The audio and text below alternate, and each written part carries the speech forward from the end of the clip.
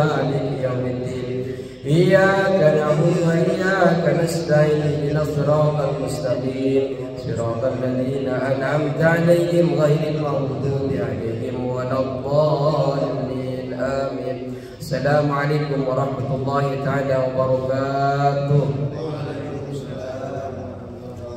Bismillahirrahmanirrahim. Alhamdulillahirabbil alamin wassalatu wassalamu ala asrafil anbiya wal mursalin sayyidina wa habibina wa syafi'ina maulana Muhammadin wa ala alihi wa sahbihi ajma'in. Rabbana la ilma lana illa ma 'allamtana innaka antal alimul hakim. Rabbi israh li sadri wa yassir li amri wa hlul 'uqdatam min lisani yafqahu qawli. Amma ba'du. Kami hormati kedua MKM Musola Nurul Iman, Al-Ustadzul Jamil, dan beserta para pengurusnya, Pakde dan semuanya. Semoga panjenengan yang hadir di majelis ini Allah berikan kesehatan dan batinah, Allah berikan istiqomahan, Allah lancarkan segala urusannya. Amin ya rabbal alamin. Bismillahirrahmanirrahim.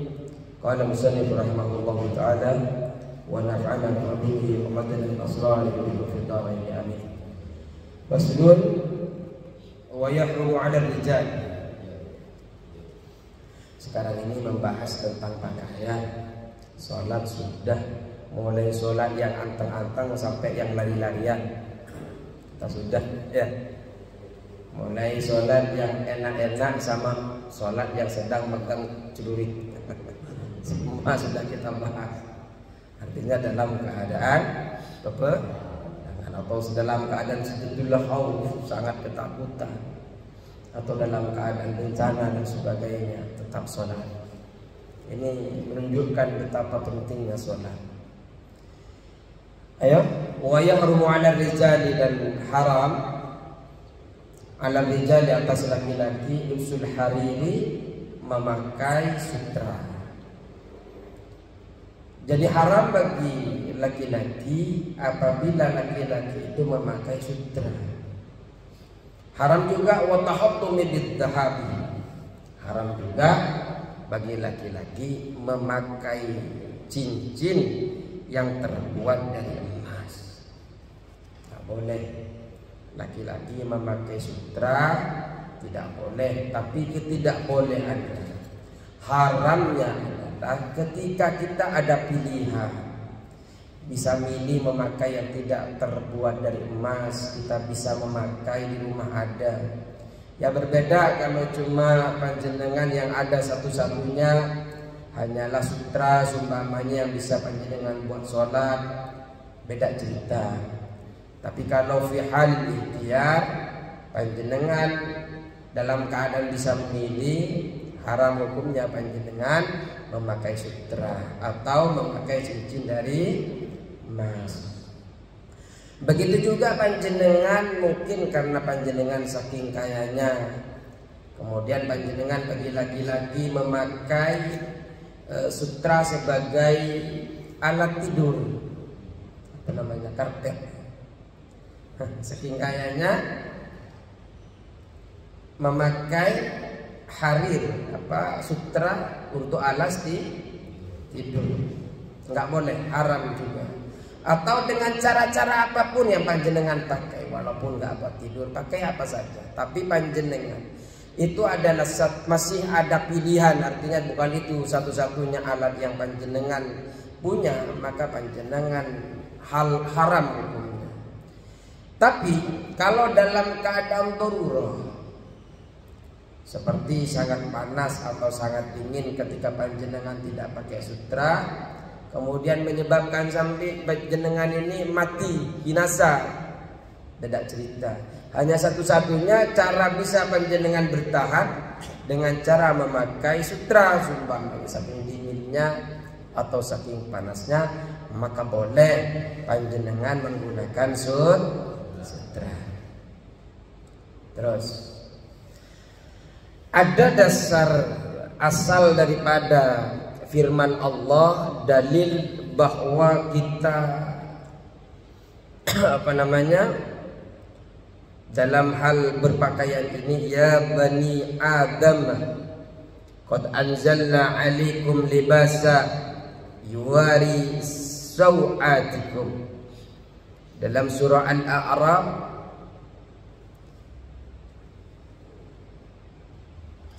dijelaskan oleh Allah Subhanahu wa taala, ya bani Adam, wahai anak bani Adam, keturunan Adam, qad anzalna alaikum libasa, sungguh kami telah menurunkan kepadamu pakaian.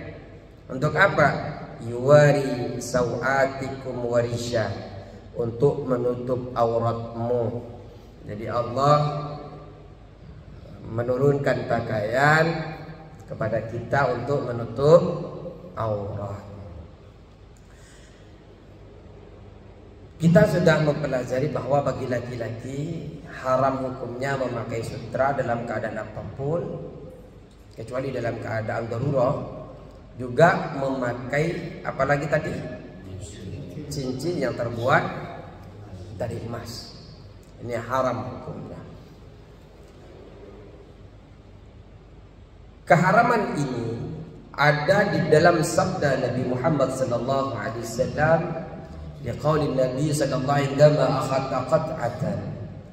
Jadi ketika beliau ini mengambil potongan min zahabin fi yaminihi wa qat'atan min haririn fi shimalihi.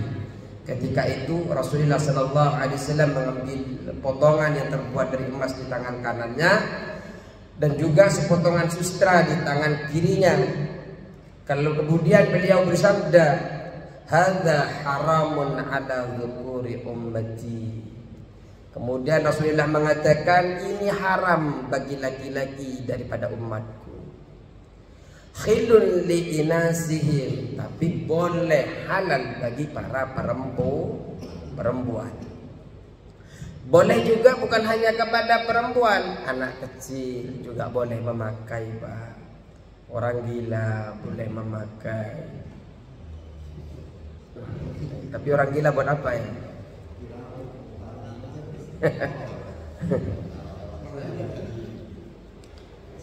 Emas dan perak itu, Pak, diperbolehkan dikenakan anak kecil, orang gila boleh. Tapi Pak, ada 3 keadaan yang diperbolehkan di dalam menggunakan emas.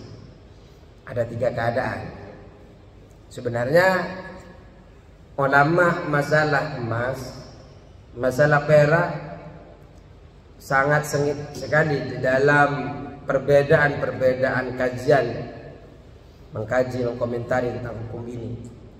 Kalau kita baca di dalam kitab Taqrirus Sadidah, setidaknya ada 3 keadaan yang diperbolehkan untuk menggunakan emas. Ini boleh Pak De menggunakan emas, Pak De. Yang pertama adalah digunakan sebagai gigi.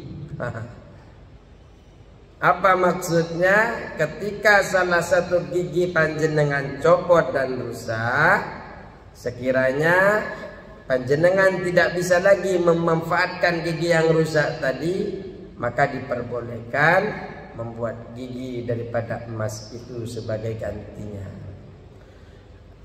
Pak Leman mau nyoba?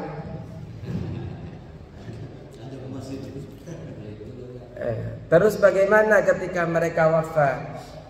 Ketika wafat, di dalam NU itu ada Basul Masail yang terakhir itu, kalau memang tidak merusak kehormatan mayitnya, boleh dicabut.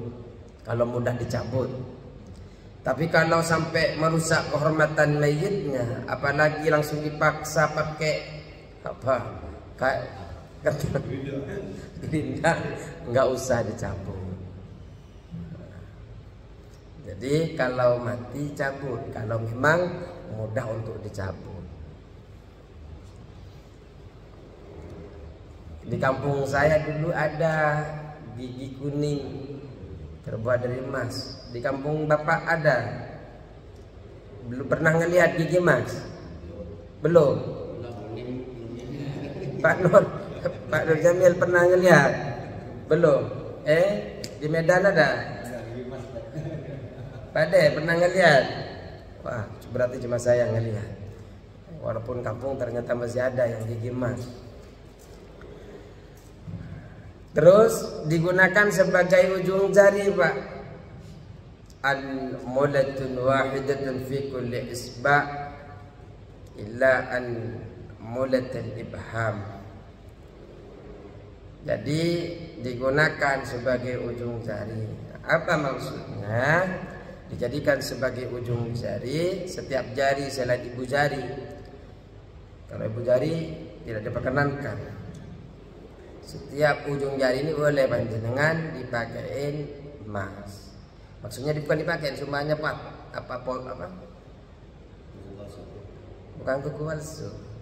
Ujung jarinya ini patah umpamanya, bisa disambungkan dengan emas. Nggak tahu dibuat apa nanti itu ujung jarinya sininya. Soalnya dulu itu ada sahabat yang kemudian banyak dijadikan rujukan sama orang-orang diperbolehkan pakai emas itu. Hidungnya itu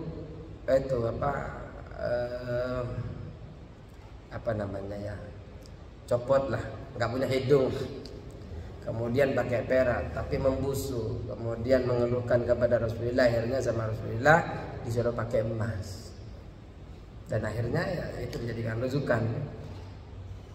Akhirnya bukan hanya hidung, sampai tangan yang patah pun dijadikan rujukan kepada itu. Boleh bagi dijadikan ujung jari setiap jari. Artinya kalau ujung jari kita patah, boleh disambung dengan emas. Atau digunakan sebagai hidung. Hidung kita terpotong, boleh kita pakai dari emas sebagai gantinya ya. Dibegal, dilihat sudah hidungnya terdiri dari emas. Itu adalah emas. Tapi kalau sutra, Pak, setidaknya ada 4 keadaan yang diperbolehkan untuk menggunakan sutra. Tahu sutra, Pak? Kain sutra. Pernah dengar atau pernah lihat? Nggak pernah lihat?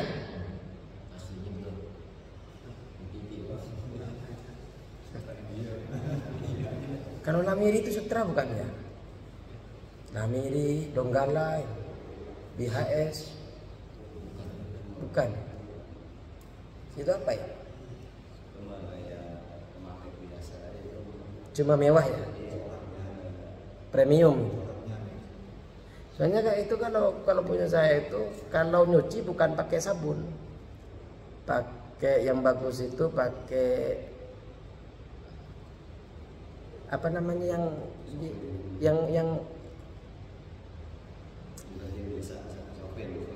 bukan buah yang kita makan kalau lagi keras itu apa namanya? Papaya. Daun pakai papaya, kalau cuci pakai daun papaya bagus. Kalau pakai lamiri donggala itu. Jadi setidaknya kalau sutra itu boleh digunakan dalam keadaan 4 perkara. Yang pertama adalah digunakan sebagai selambu Ka'bah. Kalau buat selambu Ka'bah boleh. As-sitru lil Ka'bati wal kuburil anbiya, dan kuburannya para nabi juga boleh. Ditambahkan wa qala ba'duhum wa kadzalika kubur salihin. Begitu juga bolehnya bagi kuburan orang-orang yang soleh. Jangan kaget kalau ada kuburannya orang yang soleh dipakein sutra. Boleh. Yang kedua, gantungan mushaf. Biasanya kalau sekarang kan udah nggak pakai gantungan mushaf. Sekarang mushafnya sudah pakai lemari kan. Taruh mana mushaf sini? Mushafnya taruh mana? Oh, lemari, pakai lemari. Kalau orang dulu kan ada pakai gantungan kan? Kita harus susun. Karena memang Al-Quran itu harus di atas, Pak, mulia. Sampai dalam cara menyusunnya itu ada etikanya dalam Al-Quran itu.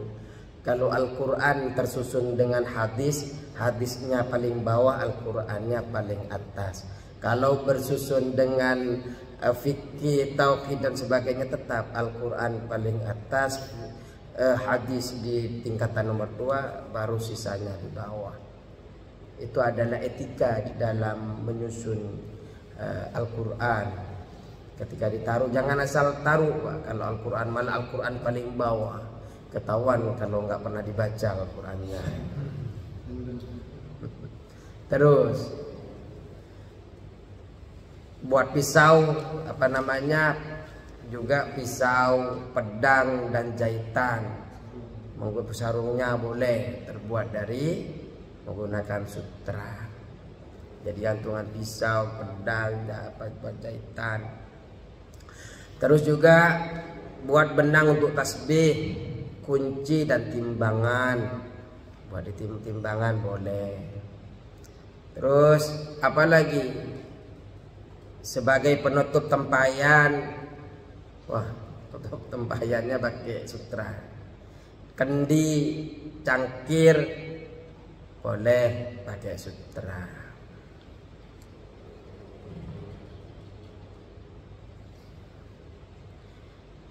Boleh juga untuk menghilangkan kudis, kutu, gatal umpamanya, atau aurat seperti yang kita bahas tadi, untuk menutupi aurat ketika tidak ada pakaian lain selain sutra. Boleh pakai. Lanjut dulu. Wa yakhillun nisa wa yakhillu dan halal apa memakai sutra. Wa yakhillu dan halal apa memakai sutra linnisa'i bagi perempuan. Kehalalan memakai sutra ini bagi perempuan mencakup dia buat alas tidur juga boleh, juga halal juga dia pakai sendiri boleh, dan juga yang halal juga ini bagi orang tua memakaikan sutra ini kepada anak kecil yang belum umur 7 tahun. Sebelum umur 7 tahun boleh jenengan anaknya dipakein sutra. Berapa harganya sutra per meter? Saya lihat Pak, berapa di Shopee? Kok sampai apa? Kita ini tidak boleh. Berarti saking mewahnya. Karena kalau di dalam notnya illah di dalam diharamkannya kasrah qulubil fuqara wal isra, karena hancurnya hatinya para orang fakir ketika melihat itu semua. Itu illah fit tahrim, illat kenapa itu diharamkan. Orang fakir, ya kita, mereka saja mau makan saja susah Pak. Ternyata sutra yang mahal sekali, ternyata kita hanya buat pakaian. Itu yang menyebabkan keharaman. Terus bagi anak-anak boleh sebelum umur 7 tahun. Wa qaliludz dzahabi wa katsiruhu, sedikitnya dari emas dan banyaknya emas. Sedikitnya emas, adapun sedikitnya emas atau banyaknya emas, fi tahrimi di dalam keharamannya sawaun, yaitu sama. Mau sedikit mau banyak ya tetap haram saja, sama hukumnya. Mau banyak mau sedikit tetap haram.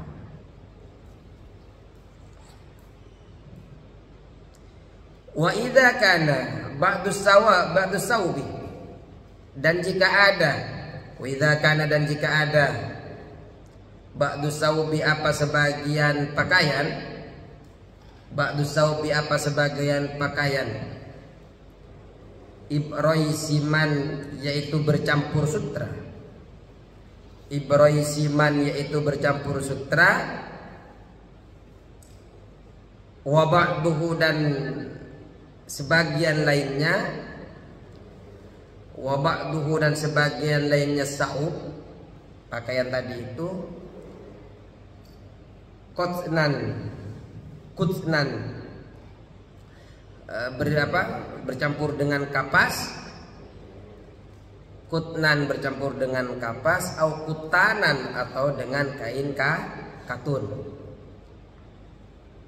Seumpamanya ada sebagian baju bercampur dengan sebagian yang lain yang terdiri daripada kapas atau yang terdiri dari kain katun. Bagaimana hukumnya? Jazah, maka boleh. Jazah, maka boleh. Bolehnya ini bagi laki-laki boleh, Pak. Kalau sama perempuan kan jelas boleh, tidak ada keharaman. Kalau laki-laki jazah, maka boleh. Lubsuhu, apa memakai saub, memakai pakaian itu.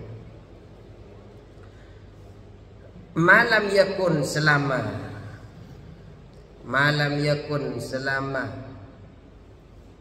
al-ibrisimu, apa sutranya,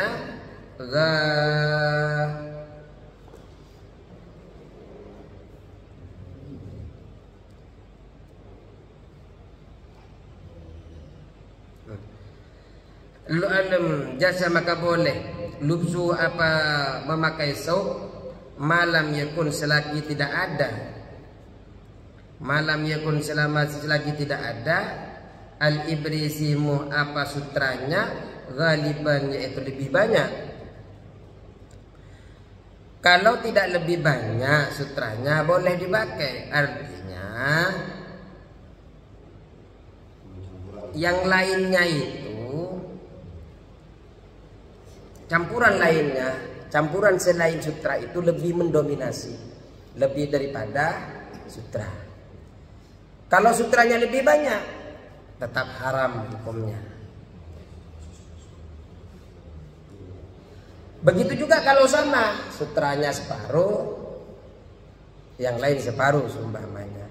Menurut pendapat yang lebih asah, yang lebih sahih, mengatakan boleh. Kemudian hukum pakaian kita bahas lebih sedikit.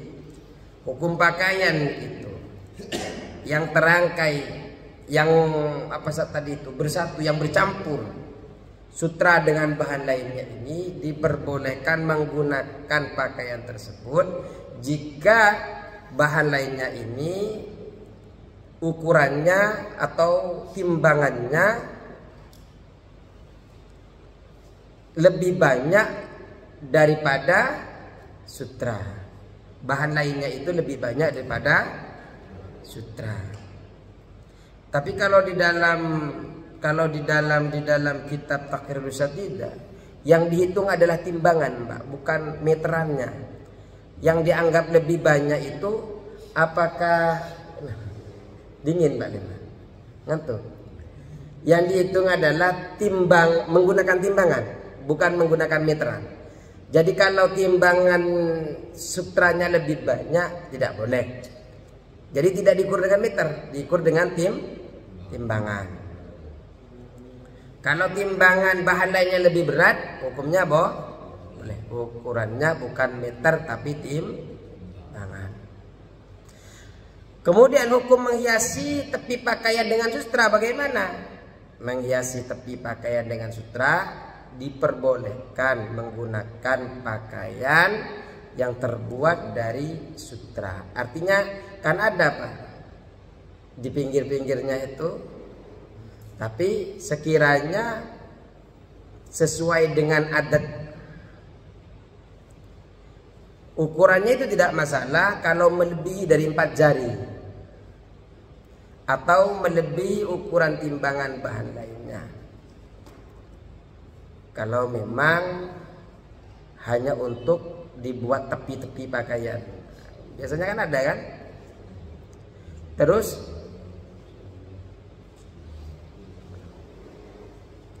hukumnya menempelkan potongan-potongan sutra. Biasanya kalau kita baju berlubang, tapi juga nggak bagus, Pak. Kalau bajunya nggak sama, Ditempelin sutra pun juga nggak, lu bolongnya begini, nggak enak juga dipandang. Maka ketika ukuran tambalannya itu melebihi 4 jari, tidak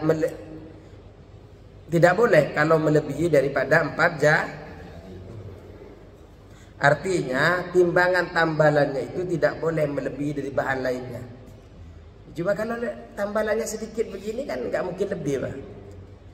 Ya kalau seumpamanya lebih dari bahan lainnya, iya bukan tambalan namanya. Dia buat baju memang khusus buat sutra. Terus permasalahan lagi tentang pakaian, tentang memakai sesuatu, cincin seumpamanya. Sunnah bagi laki-laki menggunakan cincin yang terbuat dari perak selama timbangannya tidak melebihi kebiasaan, tidak terlalu mencolok. Sunnah digunakan pada jari kelingking, tangan kanan atau tangan kiri. Mana kelingkingnya Pak Komar? Masih ada kelingking? Kelingkingnya mana? Pada kelingking. Benar nggak itu kelingking? Itu kelingking. Nggak, berarti taukidnya sudah 2. Benar Pak Komar. Kalau itu kelingking. Baik itu tangan kanan atau kemudian jari manis. Mana jari manis?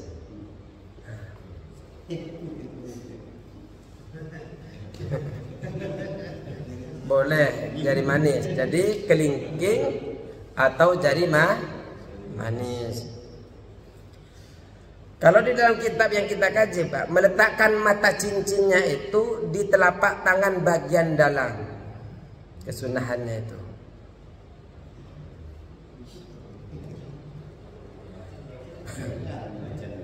Menggunakan cincin haram, menggunakan cincin emas, dan makruh menggunakan cincin besi. Yang sunnah yang menggunakan cincin perak selagi tidak melampaui batas. Itu kalau cincin kita yang pakai itu apa ya? Itu apa itu, perak? Ya kalau besi makruh saja. Terus isbal, menurunkan pakaian, sarung atau celana hingga di bawah mata kaki. Hukum isbal ini adalah makruh. Bahkan ketika kita isbal, memakai pakaian melebihi mata kaki ini hukumnya haram kalau disertai dengan sombong. Tapi kan adatnya mungkin beda. Malah seakan-akan yang kelihatan sombong kalau sudah naik ke atas ya. Kalau maksudnya ke atas banget ya. Karena memang pelarangan dulu itu sampai mungkin dulu orang sombong itu ketika pakaian sampai ke bawah itu. Hah? Apa yang saya itu takut salah paham saya.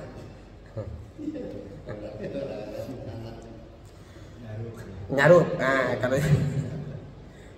kalau mau pakaian ngikutin Rasulullah ya di atasnya. Ngikutin syariah agar tidak menjadi perdebatan ya di atasnya mata kaki. Ya sumpamanya di bawah enggak sengaja ya enggak apa-apa. Hukumnya makruh, artinya tidak dapat pahala, ya kita ditinggalkan dapat pahala, ya tadi ketika dipakai tidak mendapatkan dosa. Surban ini menggunakan surban ini sunnah. Malah lebih-lebih kalau menggunakan sholat atau berhias biar kelihatan tambah tampan, ustadznya kelihatan ustadz semuanya. Mas saya ustadznya di mana nggak pakai surban ini?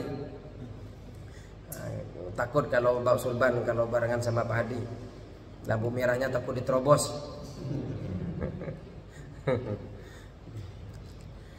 Terus sunnah membuat kuncir ini dari yang terbuat dari surban, apa namanya ya, muter-muter itu imamah. Tapi panjang, sunnah membuat kuncir yang ini yang panjangnya tidak kurang dari 4 jari.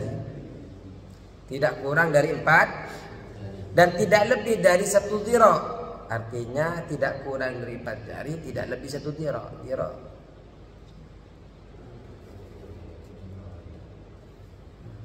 1 jengkal. Tapi kalau melebihi dari 1 dhira', nanti hukumnya sama dengan isbal. Sama, apa namanya, bisa, kalau sombong bisa menyebabkan haram. Terus menurunkan kuncir ke arah ketiak, ke arah kanan atau arah kiri. Tidak makruh menggunakan sorban tanpa membuat kuncir, tapi tetap boleh, hukumnya sunnah.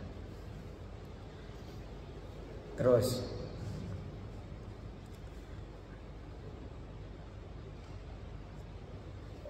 kita sudah sholat selesai, Pak. Sholat selesai sampai pakaiannya pun sudah diatur. Ada hukum orang yang meninggalkan sholat, ini terakhir, walaupun di kitabnya gak ada, kita baca di kitab Taqribus Shadidah. Yang lebih ketat lagi kalau di dalam kitab Kasyifus saja, Safina, ada beberapa hukum meninggalkan sholat itu. Meninggalkan sholat itu diantaranya adalah hukumnya dosa besar, Pak. Di antara fawailul lil musallin alladzina hum an sholatihim sahun. Celakalah bagi orang yang sholat, Pak, bukan tidak sholat. Celakanya itu bagi orang yang sholat, tapi sholatnya ya lalai dalam sholatnya, tidak benar-benar sholat, melalaikan sholatnya dan sebagainya. Sholat, apalagi tidak sholat. Celaka orang sholat saja celaka, apalagi yang tidak sholat. Kemudian ada sabda Nabi Muhammad sallallahu alaihi wasallam tentang salat ini, man tarakas shalah muta'ammidan, barang siapa yang meninggalkan salat, kata Rasulullah, maka ia akan menghadap kepada Allah dalam keadaan murka. Dan di dalam riwayat yang lain, bagi siapapun yang sengaja meninggalkan salat, maka seluruh amal perbuatannya akan dihilangkan oleh Allah, kecuali ia bertaubat kepada Allah Azza wa Jalla. Artinya taubat ini kan harus dilakukan ketika di dunia, Pak. Ketika dia sudah masuk ke kubur sudah tidak ada. Makanya yang sering saya katakan itu, Rabbi hatta idza ja'ahumul maut qala rabbi irji'uni. Ya Allah, hingga ketika mereka kematian datang kepada mereka, mereka berkata, Tuhanku, kembalikan aku ke dunia. Kenapa? La'alli a'malu salihah, agar kami bisa beramal saleh, fima taraktu, di dalam sesuatu yang telah aku tinggalkan. Tapi dijawab pada Allah, kalla, tidak sama sekali, sekali-kali tidak. Artinya kalau sudah di dalam kubur itu, jenengan mau bilang apa saja sudah tidak bisa manfaat. Tapi kalau kita mungkin masih muda, kita dengan kesibukan yang luar biasa, kita mungkin meninggalkan sholat, kita taubatkan sekarang. Allah masih sayang kepada kita. Bukti kita disayang oleh Allah ini, detik ini kita masih diberikan kesempatan untuk mengenal syariah. Artinya masih ada kemauan lah untuk duduk di majlis. Padahal kita lebih enak tidur-tiduran di rumah, Pak. Nonton TV. Capek, Pak. Belajar itu capek. Tapi insya Allah capek jenengan itu Allah akan nilai dengan baik. Capek, enak-enaknya tidur tadi seharian kerja. Belum lagi jadi seperti Pak Adi. Kadang jam 3 sudah dibawa kayak kemarin itu. Besoknya lagi nyampe harus dia kerja di Tambun. Malamnya dibawa lagi sama saya. Baru datang jam 5, jam setengah 6, jam 6 bawa lagi. Sampai selesai itu jam 10 malam baru selesai dia mungkin bisa tidur. Dari jam 3 Pak. Iya, nyambung kan Pak? 10 terus nyambung kerja jam 5 nya ngantar saya lagi ke CBN, ke Puri Persada. Pulang buru-buru pulang karena undangan lagi. Jam 10 baru kajian. Artinya capek. Cuma insya Allah semua kita yang duduk malam hari ini Allah catat dalam keadaan orang-orang yang saleh. Cuma ya itu, kalau sudah jadi orang saleh, mangkana yaumuhu khairan min amsi fa warabihun. Barang siapa yang hari ini lebih baik daripada hari kemarin, dia itu orang yang beruntung, Pak. Wa man kana yaumuhu misla amsi fa maghbun. Orang yang hari kemarin sama saja dengan hari ini, dia termasuk orang yang merugi. Yang paling parah adalah man kana yaumuhu syarran min amsi. Orang yang kemarin hari ini lebih jelek daripada hari kemarin, mal'un. Orang yang dilaknat. Kenapa bisa dilaknat? Karena dia sudah tambah jauh dengan Allah Subhanahu wa ta'ala. Maka kalau kita sudah berbuat baik seperti ini, majelis begini, mumpung masih ada nafas di dalam diri kita, mumpung masih ada ilmu-ilmu yang kita akan kaji, kita semangat. Ini kitabnya sudah selesai ya. Setelah kita selesai, kita akan masuk kepada tentang mati, tentang jenazah. Jenazah ini saya mengajar di blog di Darussalam itu sudah 5 kali pertemuan belum selesai. Karena memang saya ambil dari materi yang lain juga. Mulai dari perawatan ketika dia hidup, mulai dia sudah mau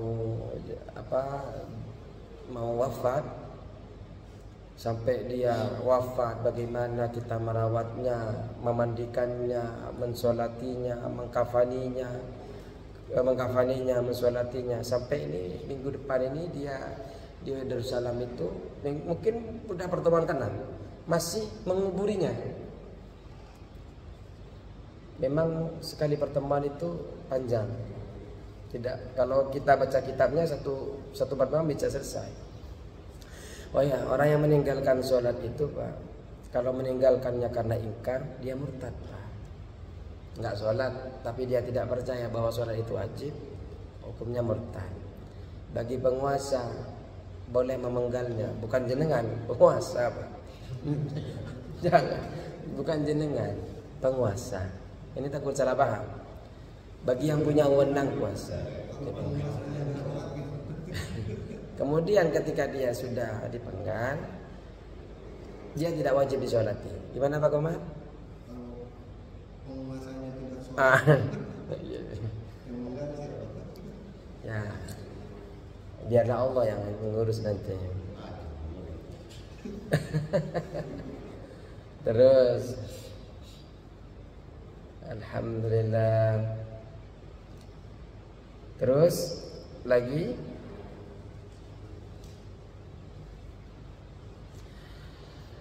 ketika meninggalkan sholat karena malas, kalau beberapa kali dia penguasa itu harus menasihatinya untuk selalu bertaubat. Ketika dia disuruh tidak bertaubat tapi tetap di Islam, dia dipenggal sebagai bentuk hukuman had. Tapi setelah dia dibunuh, penguasa Pak, bukan jenengan. Dan ini berlaku di negara Islam. Ini harus jelas. Ntar malah semenang gara-gara kajian, tidak. Ini untuk penguasa. Ketika sudah terbunuh, tetap disolatin sebagaimana mestinya karena dia wafat dalam keadaan Islam. Ya cukup sekian. Semoga bermanfaat. Panjenengan sehat walafiat, bisa ketemu lagi di bulan terakhir. Cukup. Wallahul muwaffiq ila aqwamit thoriq. Assalamualaikum warahmatullahi wabarakatuh.